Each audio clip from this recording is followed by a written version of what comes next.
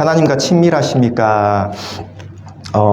제가 이 설교를 준비하면서 설교 원고를 먼저 이렇게 작성하고 빨리 작성하고, 그리고 우연히 제가 이전에 그 신학생 때 저희 설교학을 가르치셨던 류영렬 교수님의 그 설교를 같은 본문으로 그 설교를 들었습니다. 듣고 나자마자 바로 그 소위 요즘 아이들이 말하는 현타라고 하죠.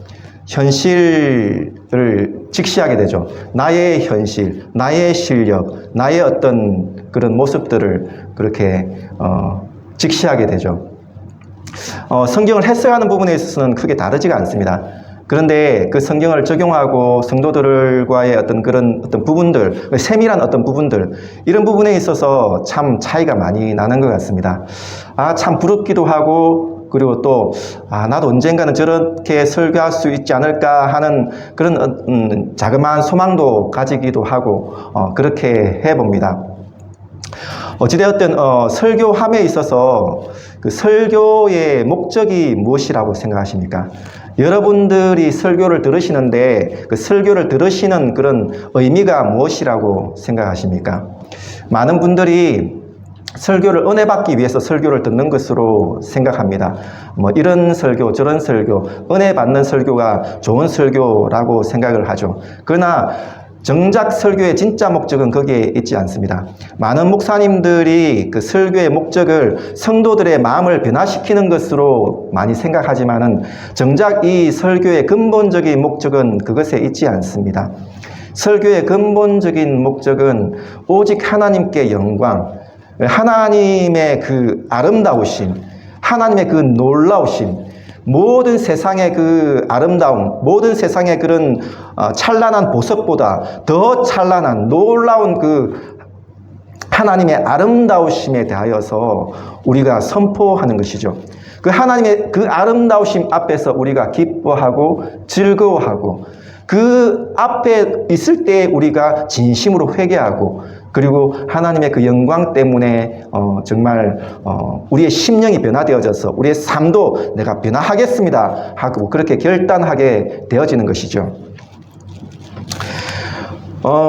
정말 여러분들이 저를 불쌍히 여기신다면, 저를 위해서 혹시 기도해 주신다면 다른 것을 위해서 기도하시지 마시고 정말 하나님의 그 아름다우심, 하나님이 얼마나 놀라우신 분이신지 그것을 머리로만 아는 것이 아니라 정말 그 마음으로, 가슴으로 정말 느끼고 체험할 수 있도록, 정말 알 수 있도록 위해서 정말 기도해 주시면 감사하겠습니다.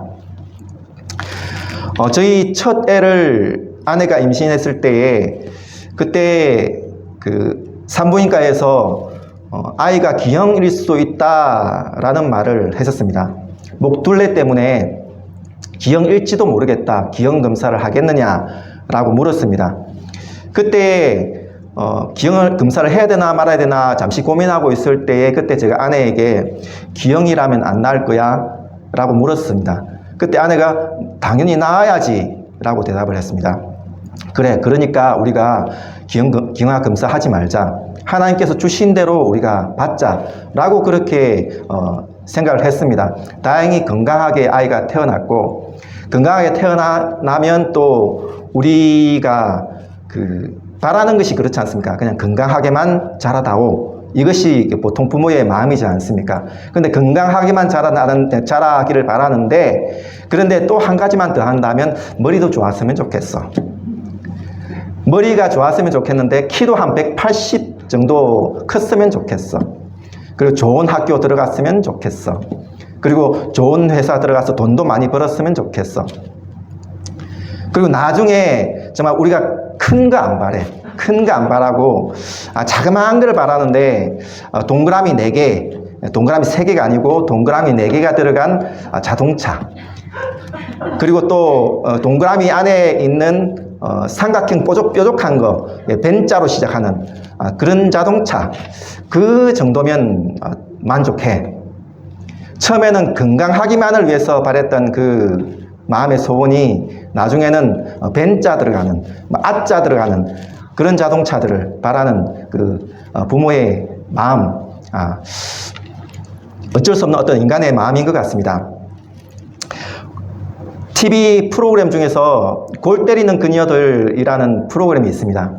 이 프로그램이 그 축구를 전혀 알지 못하는 축구공을 한 번도 만져보지 못한 아나운서들, 그리고 또 뭐 탤런트들, 영화 배우들, 그리고 또 모델들, 그리고 뭐 여러 어떤 그런 분야에 있는 그런 여자들이 함께 모여서 공을 차는데, 축구를 한 번도 해보지 못한 그 여자들이 얼마나 잘 차겠습니까? 마치 그 모습이 어린아이 아장아장 그리면서 공을 차는 듯한 그런 모습이 참 재미있기도 하고 웃기기도 하고, 그렇게 보기 시작한 것이, 근데 이 여자들이 얼마나 승부욕이 있는지 한 시간이 지나고 나니까 저보다 훨씬 더 실력이 좋은 어떤 축구 선수로 바뀌어 있더라고요. 여자들이 정말 얼마나 승부욕이 강한지, 남자들 승부욕 저리 가라 할 정도로 그 여자들이 승부욕을 가지고 이렇게 운동을 하는데, 근데 개중에 보면 이렇게 체력도 좋고 덩치도 있고 그리고 승부욕도 강한 그런 사람들이, 유달리 승부욕이 강한 그런 여자들이 가끔씩 있습니다. 이불로 그렇게 하는 것은 아니겠지만은 승부욕이 강하다 보니까, 욕심이 있다 보니까 열심히 뛰는 겁니다. 상대방이 다칠지 안 다칠지를 잘 모르고 부딪히는 겁니다. 아마 모르고 그렇게 하는 것 같습니다. 자기 열정으로 그렇게 하는 것인데, 제가 보기에는 저렇게 하면 부상을 당할 텐데 하는 그런 어떤 그런 플레이를 합니다. 제가 만약 심판이었다면 반칙은 아니지만은, 그렇지만은 이렇게 플레이하면 다칠 수 있으니 좀 조심하십시오 라고 아마 일러주었을 것 같습니다. 어쨌든 그 자신이 그렇게 플레이하는 것이 열정입니다. 세상 사람들이 말을 합니다. 욕심이 있어야 되고 승부욕이 있어야 되고, 예, 맞습니다. 그 욕심이라는 것은 무조건 나쁜 것이 아닙니다. 욕심이 있어야, 승부욕이 있어야 세상을 살아가는 그런 어떤 열정, 그리고 열심도 생깁니다. 그래서 어떤 면에 있어서는 좋은 것입니다. 그러나 욕심을 내는 대부분의 사람들이 그 적정한 선을 잘 찾지를 못합니다. 대부분 그 선을 넘어가는 경우가 많이 있죠. 자신은 그냥 적당하게 욕심을 내고 있다라고 생각할지 모르겠지만은 옆에서 보면 좀 과하다 하는 그런 모습들이 많이 있을 수 있습니다. 우리의 삶의 모습이 많은 부분에 있어서 그럴 수가 있습니다. 오늘 그 야고보 사도가 우리 그 믿음의 성도들에게 다툼이 어디서부터 오는가라고 말을 합니다. 그 당시에 성도들이라고 하면 자신의 어떤 그런 삶의 위협이 있음에도 불구하고 신앙생활을 하는 것입니다. 상당히 그런 위험이 있음에도 불구하고 신앙생활을 하는 것이기 때문에 그분들은 정말 신앙이 있다라고 볼 수 있는 사람들이죠. 그런데도 불구하고 이 사람들에 대하여서 야고보 사도가 비판을 하면서 너희들의 다툼이 왜 있느냐라고 그렇게 이야기를 합니다. 이 다툼이라는 것은 그냥 말싸움 정도가 아니라 전쟁과 같은 그런 다툼입니다. 왜 이런 다툼이 분란이 있느냐라고 말을 합니다. 그 시대에도 우리가 이해하지 못할 그런 다툼이 있었나 봅니다. 그렇게 신앙이 좋은 사람이면 다툼이 없을 것 같은데, 근데 왜 그렇게 다툼이 있느냐? 오늘날도 보면 그 교회마다 정말 왜 그렇게 분쟁이 있고 다툼이 있는지 모르겠습니다. 단순히 어떤 신앙이 없다라고 그렇게 말할 수 없는 것이, 그 옛날이나 지금이나 동일하게 우리는 하나님 앞에서 죄인이며 참 어쩔 수 없는 그 인간적인 그런 모습이구나 하는 것을 느끼게 됩니다. 하나님의 긍휼히 여기심, 은혜 아니고서는 참 우리가 살 수 없는 그런 존재이구나 하는 것을 느끼게 됩니다. 어떤 교회의 어떤 설교 제목 중에 이런 설교 제목이 있다고 합니다. 하나님이 막걸리보다 못하십니까? 이 세상 사람들은 다툼이 일어나면 막걸리 한 잔 먹으면서 그렇게 서로 풀기도 하고 하는데, 교회에 있는 사람들이 왜 그렇게 다툼이 일어나는데 풀지도 못하고 화해하지도 못하고, 화해하려고 하는데도 받아주지도 않고 그렇게 분란이 계속 일어나니 참 우리 믿는 사람 입장에서 참 부끄럽고 안타깝죠. 야고보 사도가 이 다툼이 어디서부터 오느냐라고 물으면서 그것이 정욕 때문이다, 욕심 때문이다, 과한 욕심 때문이다 라고 그렇게 말씀하십니다. 그러면서 그렇게 욕심을 내어도 너희가 얻지 못하지 않느냐, 그렇게 욕심을 내어도 얻지 못하기 때문에 너희가 또 시기 질투하면서 결과적으로는 살인까지 이르게 되는 그런 결말을 맞이하지 않느냐. 예, 그렇습니다. 이 욕심이라는 것은 마지노선이 없습니다. 적정선이 없습니다. 항상 과하게 되어 있습니다.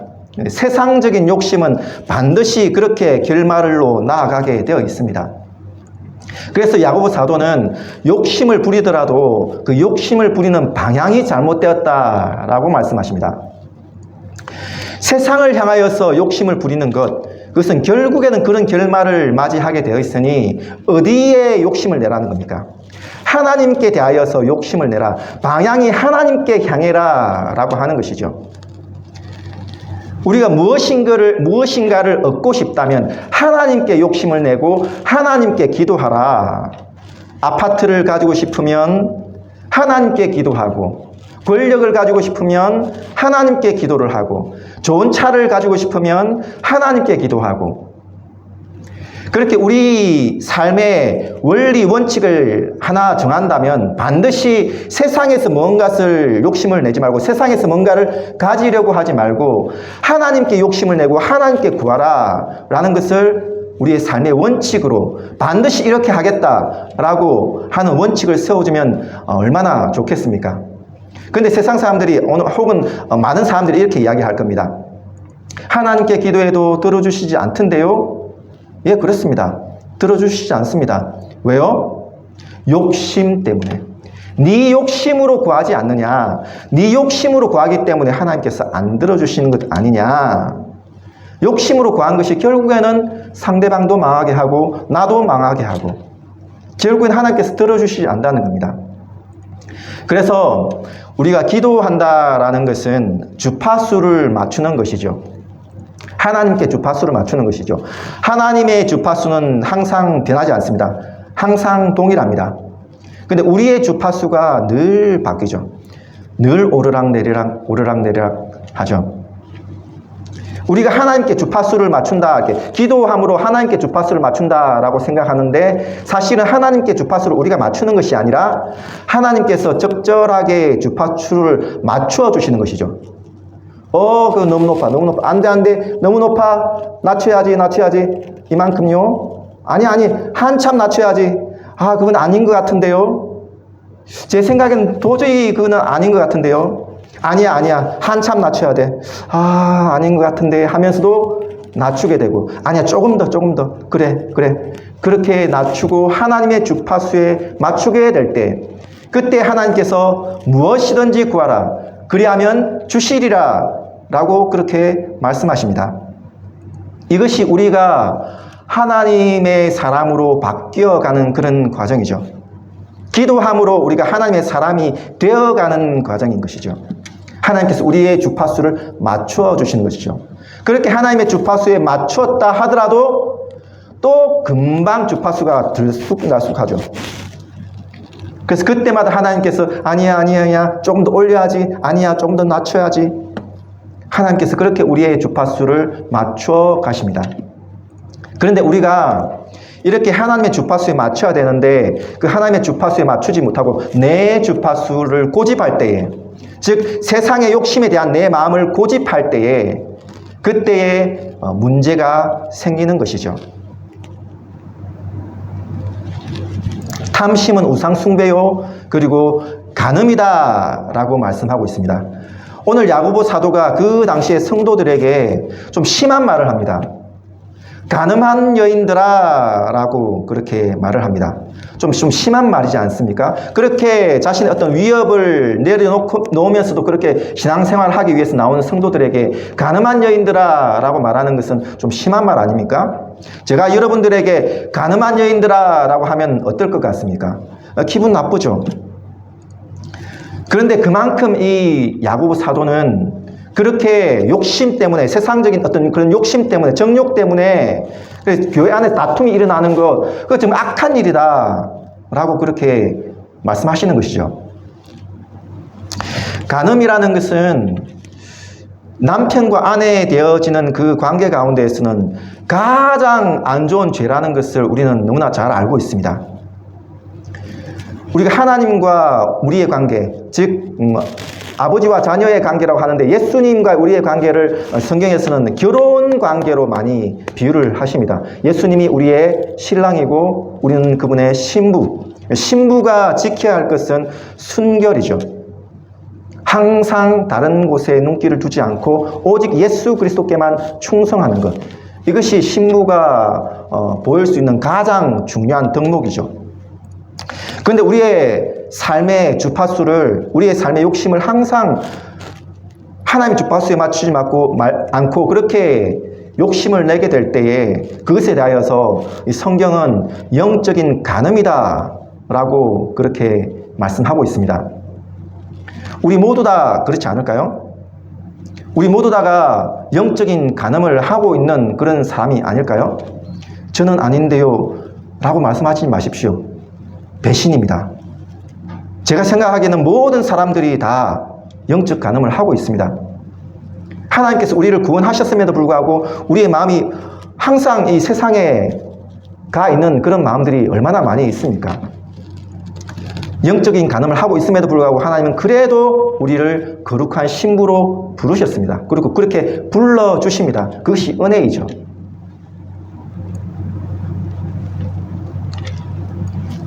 우리가 정말 간음하고 싶지 않은데 간음하지 않을 수 있는 방법이 무엇일까요?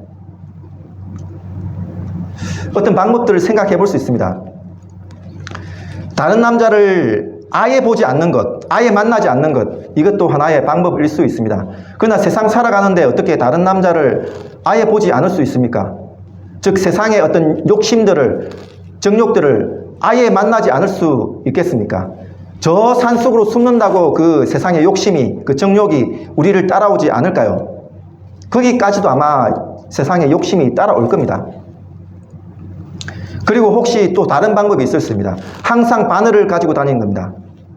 바늘을 가지고 다니면서 세상의 멋진 남자들을 볼 때 참아야 되느니 하면서 허벅지를 찌르면서 그런 방법을 사용할 수도 있겠죠. 마귀를 대적해야 되죠. 세상의 정욕들을 그렇게 대적해야 되죠. 근데 이 방법이 어디서부터, 이러한 어떤 그런 힘이 어디서부터 오는 것일까요? 근본적인 방법은 내 허벅지를 찌르는 것이 아닙니다. 근본적인 방법은 바로 예수 그리스도와 함께 하는 것이죠. 간음하지 않을 수 있는 가장 좋은 방법은 남편을 항상 데리고 다니는 겁니다. 어디든지, 밥 먹으러 갈 때든지, 여행 갈 때든지, 무엇을 하든지 항상 데리고 다니면 간음하지 않을 수 있습니다. 근데 우리의 육신의 어떤 남편, 아내는 어떻게 항상 데리고 다닙니까? 남편도 남편 시간이 필요하고 아내도 아내의 나름대로 개인적인 시간이 필요하죠. 그러나 우리의 진짜 남편 되시는 예수 그리스도는 항상 함께 할 수 있습니다. 하나님의 영이신, 예수 그리스도의 영이신 성령께서 어떻게 하신다고요? 시기하기까지 우리를 사모하신다고요. 그렇기 때문에 우리를 정말 그렇게 사모하시고 사랑하시기 때문에 세상적인 욕심에 우리를 절대 빼앗기지 않으십니다. 절대 포기하지 않으십니다. 그러므로 우리가 하나님과 함께 하고자, 예수 그리스도와 함께 하고자, 친밀하게 살고자 그렇게 할 때에 마귀를 대적하는 힘이 거기서 나오는 것이며, 세상의 정욕을 이기는 힘이 거기서 나오는 것이며, 교회 가운데 다툼을 이렇게 가라앉히고 화합하게 하는, 화목해 하는 그런 힘이 바로 거기서부터 시작되어지는 것이지요. 그래서 하나님과 친밀한 것, 예수 그리스도와 함께 하는 것, 이것이 우리의 힘이요 능력입니다. 여러분들, 하나님과 친밀하십니까? 하나님과 정말로 친밀하십니까? 아니면 세상과 친밀하십니까?